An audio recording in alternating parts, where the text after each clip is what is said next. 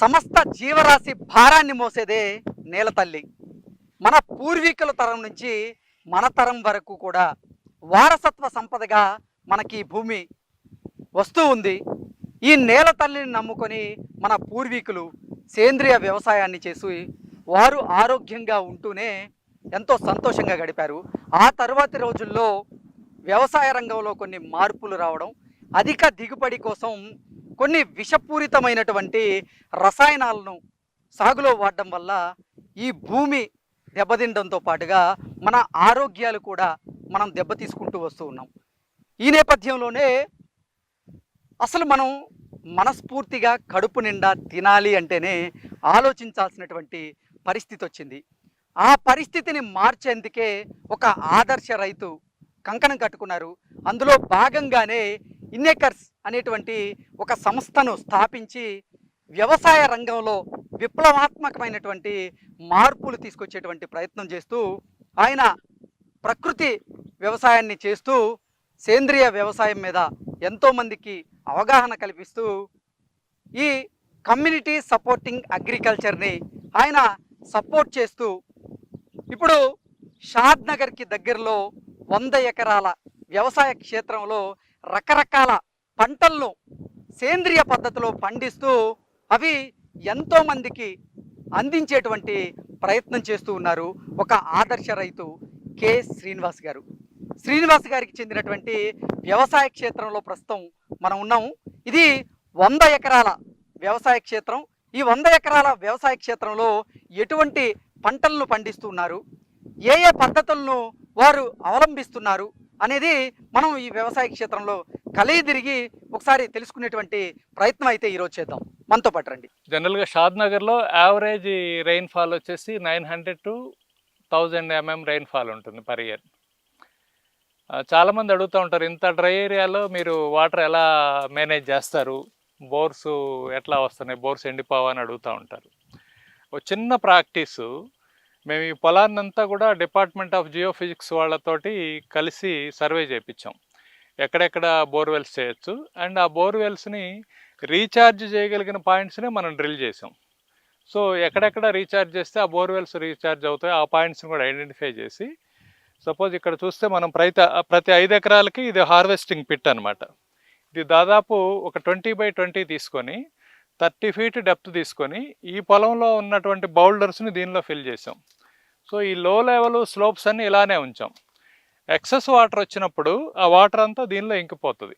ఇది కూడా దాటిపోయింది అనుకోండి, ఇది కూడా ఫిల్ అయిపోతే, ఇలాంటివి పొలంలో దాదాపు 20 ఉంటాయి, ఇది కూడా ఫిల్ అయిపోతే ఇది మళ్ళీ దీనికి ఒక ఎగ్జిట్ ఇచ్చేసి దీని ద్వారా మొత్తం ఒక పర్కులేషన్ ట్యాంక్ అక్కడ నుంచి ఓపెన్ వెల్కి ఇచ్చామన్నమాట. సో ఈ రకంగా optimum utilization of rain water చేసుకోవడం వల్ల మనం చాలా రెస్పాన్సిబుల్ ఫార్మింగ్ ప్రాక్టీసెస్లో ఉన్నాం. మనం రీఛార్జ్ చేసిన వాటర్నే మనం వాడుకుంటున్నాం. న్యాచురల్ ఫార్మింగ్ ప్రాక్టీస్లో బయోడైవర్సిటీ చాలా ఇంపార్టెంట్. బయోడైవర్సిటీలో న్యాచురల్గా నైట్రోజన్ ఫిక్సేషన్ కానివ్వండి, డిఫరెంట్ న్యూట్రియంట్ ఫిక్సేషన్ కానివ్వండి, దాన్ని న్యాచురల్ ప్రాసెస్లో చేయడం కోసం, న్యాచురల్ మల్చింగ్ కోసం మనం కొన్ని రకాల ప్లాంట్స్ని ఫామ్లో గ్రో చేసుకోవాలి. వాటిల్లోనే ఇది గ్లైరిసీడియా. ఈ గ్లైరిసీడియా ఎంత ఫార్మర్ ఫ్రెండ్లీ అంటే, ఈ ప్లాంట్స్ని మనం బోర్డర్ అంతా చేసుకోవడం వల్ల ఎక్కడ ఖాళీ ఉంటే అక్కడ చేసుకుంటే దీన్ని మనం ఎనిమల్ ఫీడ్గా వాడుకోవచ్చు. అండ్ దీన్ని మల్చిగా కట్ చేసి చెట్ల దగ్గర వేస్తే ఇదంతా నైట్రోజన్ న్యూట్రియంట్ డైరెక్ట్గా ఇచ్చినట్టు అనమాట చెట్లకి. సో అంత బెనిఫిట్ ఉంటుంది, అంత బెనిఫిషియల్ ప్లాంట్స్.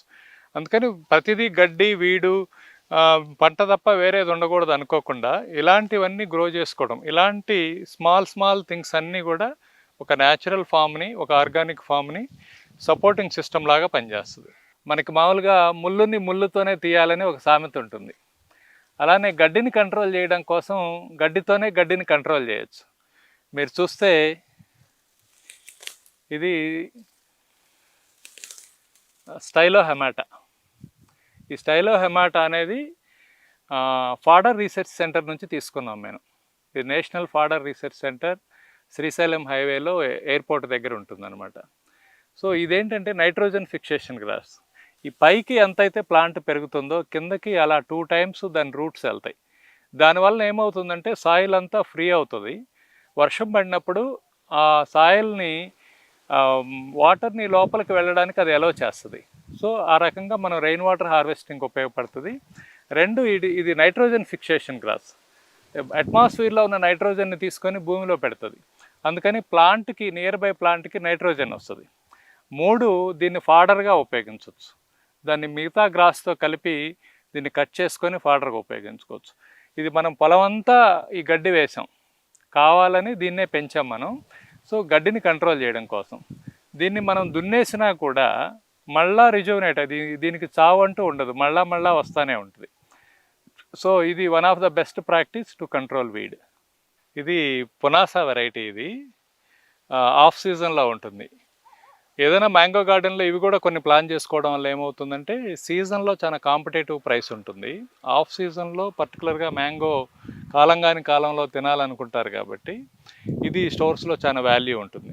అందుకని నేను అడ్వైజ్ చేసేది ఏంటంటే ఫార్మర్స్కి కొన్ని పునాస వెరైటీ కూడా పెట్టుకుంటే త్రూ అవుట్ ద ఇయర్ మనకు కావాల్సినప్పుడు హార్వెస్ట్ చేసుకుంటూ తీసుకోవచ్చు. ఎప్పుడు మనకి వాల్యూ ప్రైస్ వస్తుంది. సార్ ఇవి పికిల్స్లో వాడతారా, లేదంటే ఇవి తినడానికి కూడా ఎక్కువ వాడతారా? జనరల్గా పప్పులో పెట్టుకోవడానికి బాగా వాడతారు. పికిల్కి అంత అడ్వైజబుల్ కాదు. యాక్చువల్గా పికిలింగ్కి సమ్మరే డీహైడ్రేట్ అవ్వాలి ఇది. కానీ పికిల్ కన్నా మనం దీన్ని పచ్చడిలాగా ఇమ్మీడియట్గా ఇన్స్టెంట్గా కన్జ్యూమ్ చేసే పచ్చడిలాగా తీసుకుంటారు. అట్ ది సేమ్ టైం పప్పులో పెట్టుకోవడానికి అట్లా బాగా వాడతారు. అండ్ ఫంక్షన్స్లో, ఇవంతా మ్యారేజెస్ సీజన్ కాబట్టి మనకు మంచి వాల్యూ కూడా వస్తుంది. జనరల్గా ప్లాంటేషన్స్లో కొంచెం కేర్ తీసుకొని ఆప్టిమమ్గా ఏమేమి చేంజెస్ వస్తున్నాయో రైతులు అడాప్ట్ చేసుకుంటే చాలా బెనిఫిషియల్గా ఉంటుంది. మ్యాంగో ఒకప్పుడు పెద్ద వృక్షాల్లాగా పెంచేవాళ్ళు. ఆల్మోస్ట్ 40 feet 30 feet ఇది ఉండేది, 30 feet స్ప్రెడ్, 30 feet హెడ్ ఇది ఉండేది. ఇప్పుడు మనం ఏం చేస్తున్నామంటే మ్యాక్సిమం 12 feet దగ్గర దీన్ని కంట్రోల్ చేస్తున్నాం. It is completely controlled farming అనమాట. మనం ఇక్కడ చూస్తే ఈ స్టెమ్ని ఇక్కడ ప్రూన్ చేసాం, ట్రైన్ చేసాం. సో ఇక్కడ చేయటంతో ఏమైపోయింది, మనకి 1 2 3 4 5 బ్రాంచెస్ వచ్చినాయి. సో ఇది 5 చెట్లతో సమానం అయిపోయింది ఇక్కడ. అండ్ ఇక్కడ మళ్ళా కట్ చేసాం. దీంతో ఇక్కడ నుంచి మళ్ళా 3 వచ్చినాయి. సో 5 3 15 బ్రాంచెస్ వచ్చినాయి. ఈ 15 బ్రాంచెస్కి ఫ్రూట్ వస్తుంది కాబట్టి మనకి ఒకటి కెనోపీ ఈజీగా ఉంటుంది, వెంటిలేషన్ బాగుంటుంది, ఫ్రూట్ గ్రోత్ బాగుంటుంది, పాలినేషన్ బాగుంటుంది. అట్ ది సేమ్ టైం హార్వెస్టింగ్కి చాలా కన్వీనియంట్గా ఉంటుంది. పెద్ద చెట్లు అనుకోండి, మనం కోసేటప్పుడు ఫ్రూట్ హర్ట్ అవ్వచ్చు, కింద పడవచ్చు. అండ్ ఎక్విప్మెంట్ యూజ్ చేసినా కూడా అన్నిటినీ మనం చేయలేకపోవచ్చు ప్రాపర్గా. ఓకే సార్, హైట్ని కంట్రోల్ చేసిన నేపథ్యంలో ఇప్పుడు నార్మల్గా పెరిగేవి వీటికి పండ్లు ఎక్కువ వస్తాయా తక్కువ వస్తాయి సార్ దిగుబడి? డెఫినెట్గా పెద్ద చెట్టుతో పోలిస్తే ఇదే కన్వీనియంట్గా ఉంటుంది. ఎందుకంటే average 50 kgs of fruit per tree వస్తుంది. సో మనం నెంబర్ ఆఫ్ ఆల్మోస్ట్ 180 ప్లాంట్స్ మనకి పర్ ఎకర్ ఉంటాయి. ఇంటూ 50 kgs పెట్టుకోవచ్చు. That is the optimum conditions. Maybe weather pattern, diseases ఇవన్నీ డిసైడ్ చేస్తాయి కాబట్టి. సో మ్యాంగోని this is the best practice. Training, pruning, తర్వాత ఇక్కడ స్టెమ్ని కేర్ తీసుకోవడం, న్యూట్రియంట్ అండ్ హార్వెస్టింగ్, ఇవన్నీ మనం జాగ్రత్తగా ప్లాన్ చేసుకుంటే మ్యాంగోలో చాలా సక్సెస్ఫుల్ ఈల్డ్ తీసుకోవచ్చు. చాలామంది బోర్ల విషయంలో ఎంత డెప్త్ వేయాలి, ఎక్కడ వేస్తే నీళ్ళు ఎలా ఉంటాయి, దీన్ని అసలు ఎలా ఐడెంటిఫై చేయాలనేది ఒక పెద్ద కన్ఫ్యూజన్ ఉంటుంది. దీనికి ఏంటంటే డిపార్ట్మెంట్ ఆఫ్ జియోఫిజిక్స్ ఉంది. జియోఫిజిస్ట్ తోటి ప్రాపర్గా సర్వే చేయించుకోవాలి. యాక్చువల్గా జియోఫిజిస్ట్ చెప్పినవన్నీ జరుగుతాయా, వాస్తవంగా అలా ఉంటుందంటే డెఫినెట్గా ఒక 70% 80% అక్యురసీ ఉంటుంది. అలానే కొంతమంది కొబ్బరికాయతోటి అలా చూస్తూ ఉంటారు. కొన్ని ట్రెడిషనల్ ప్రాక్టీసెస్ ఉన్నాయి. అలానే కొంతమంది గ్రౌండ్ మీద ఉన్నటువంటి మట్టి పుట్టలు వాటిని చూసి చేస్తారు. జనరల్గా సాయిల్ చూస్తే ఎక్కడ అక్యుములేట్ అవుతుంది వాటరు, లో లెవెల్ ఎక్కడ ఉంది, అండ్ ఏని రాయి అని ఉంటుంది, చిన్న బౌల్డర్స్ లాగా ఉంటాయి. ఆ బౌల్డర్స్ ఐడెంటిఫై చేస్తే మనం ఖచ్చితంగా దానికి మనం సన్ డైరెక్షన్లో మనం ఉంటే రైట్ సైడ్న బోర్ డ్రిల్ చేస్తే బోర్ పడుతుంది. సో అలాగా మనం అన్నిటినీ బ్లెండ్ చేసుకొని బోర్ పాయింట్స్ డ్రిల్ చేసాం. బోర్ పాయింట్ డ్రిల్ చేసేటప్పుడు కూడా maximum depth up to 350 feet advisable అండి. అంతకన్నా డీప్కి వెళ్తే ఏమవుతుందంటే టోటల్ డిజాల్వ్డ్ సాల్ట్స్ పర్సంటేజ్ ఎక్కువైపోయి అదంతా మళ్ళీ డ్రిప్ క్లాగింగ్కి కానీ ప్లాంట్కి అన్నెసరీ మెటీరియల్స్ తోటి ప్లాంట్ గ్రోత్ కూడా ఎఫెక్ట్ అవుతుంది. అందుకని ఆల్వేస్ ఇప్పుడు ఈ వాటర్ చూస్తే మనం చాలా స్వీట్గా ఉంటుంది, మనం తాగడానికి చాలా కన్వీనియంట్గా ఉంటుంది, అండ్ ప్లాంట్కి కూడా చాలా మంచిది. ఆల్వేస్ అంటే సర్ఫేస్ వాటరే కాబట్టి ఇది, అండ్ అగైన్ మనకి రీఛార్జ్ మెకానిజం ఉంది కాబట్టి సో ఇది బెస్ట్ అండి. ఇనేకర్స్ సిఎస్ఏ ఫార్మ్స్ అన్నీ కూడా ఇంటిగ్రేటెడ్ అండ్ సస్టైనబుల్ మోడల్లో ఉంటాయి. ఎందుకంటే ప్రతిదాన్ని మనం సెల్ఫ్ సస్టైన్ చేసుకోగలిగితేనే మనం న్యాచురల్ సస్టైనబుల్ ఫామ్ని ఎస్టాబ్లిష్ చేయగలం. ఇదంతా చూస్తే మనం ఫాడర్, ఇది మనకి గోశాల ఉంటుంది. ఈ గోశాల కోసం మళ్ళీ ఫీడ్ బయటను కొంచెం కొనకు రావడం అదేం ఉండదు, ఇక్కడే మనం ఫీడ్ గ్రో చేసుకుంటాము. దీన్ని కట్ చేసి తీసుకెళ్ళి వాటికి ఎవ్రీడే ఇస్తూ ఉంటారు. అండ్ అక్కడ నుంచి వచ్చే యూరిన్ కానీ డంగ్ కానీ మళ్ళీ బయోగ్యాస్ యూనిట్కి వాడతాం. అక్కడ నుంచి వచ్చిన స్లర్రీని కాంపోస్ట్గా వాడతాం. అక్కడ నుంచి వచ్చిన మళ్ళా కాంపోస్ట్ తర్వాత వర్మీ వాష్ అని వస్తుంది. ఆ లిక్విడ్ అంతా కూడా చాలా ఎన్రిచ్డ్ మినరల్స్ ఉంటాయి, దాన్ని మళ్ళా పొలానికి ఇస్తాం. మనం చూస్తే చిన్నప్పుడు ఒక పాట ఉండేది,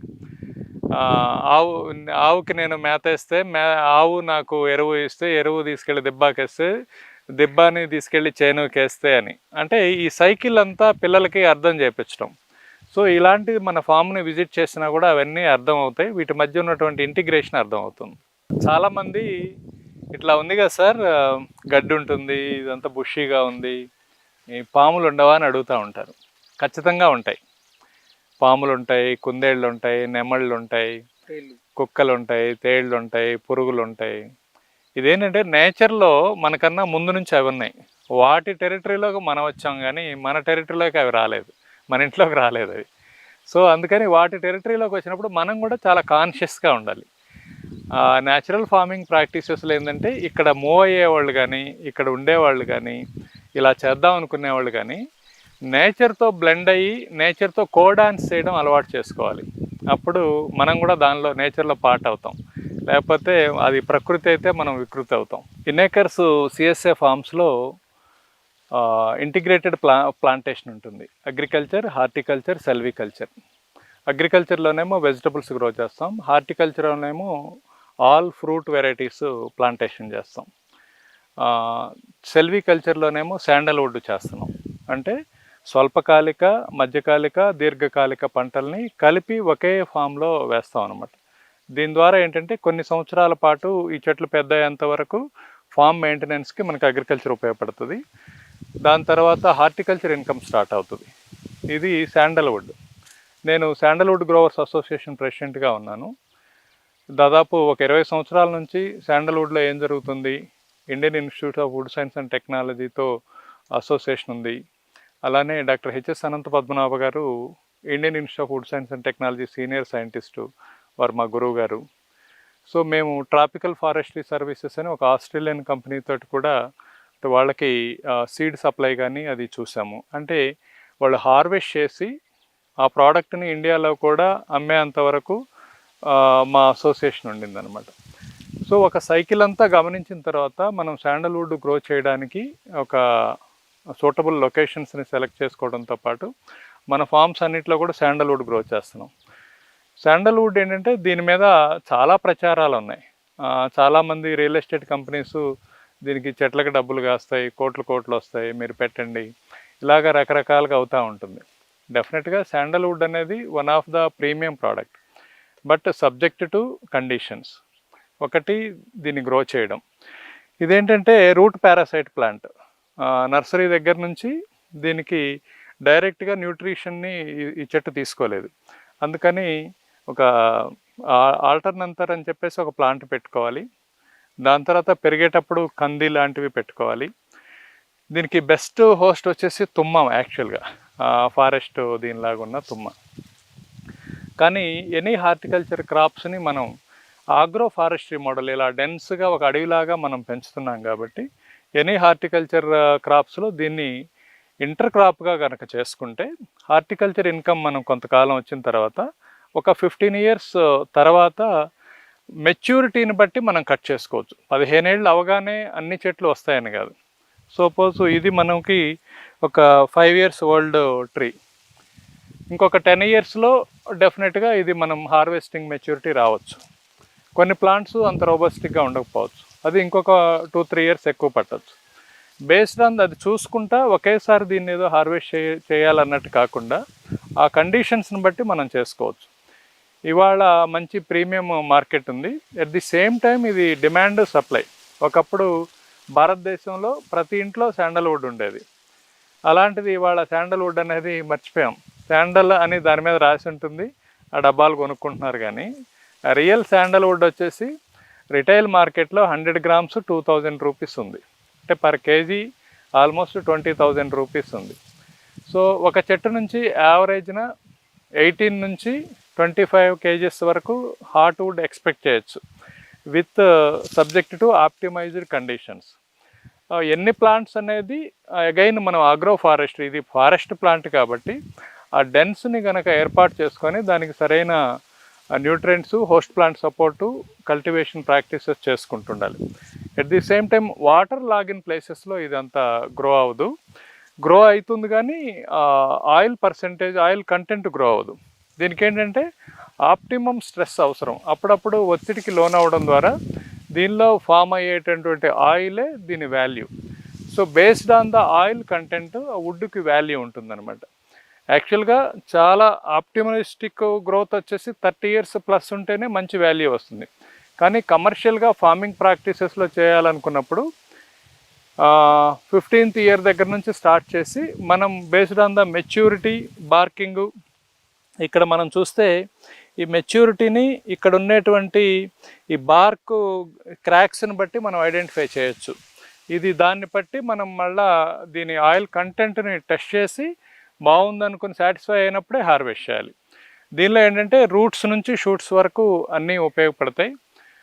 సీడ్స్ కూడా మనకి ఆయిల్, మనం సాచురేటెడ్ ఫ్యాటీ యాసిడ్స్ ఉంటాయి కాబట్టి సోప్ ఇండస్ట్రీస్లో వాడుతూ ఉన్నారు. అండ్ ఇది cradle to cremation product. So డెఫినెట్గా ఫార్మర్స్ యాజ్ ఏ ఇంటర్ క్రాప్గా దీనికోసమే డిపెండ్ అయినట్టు కాకుండా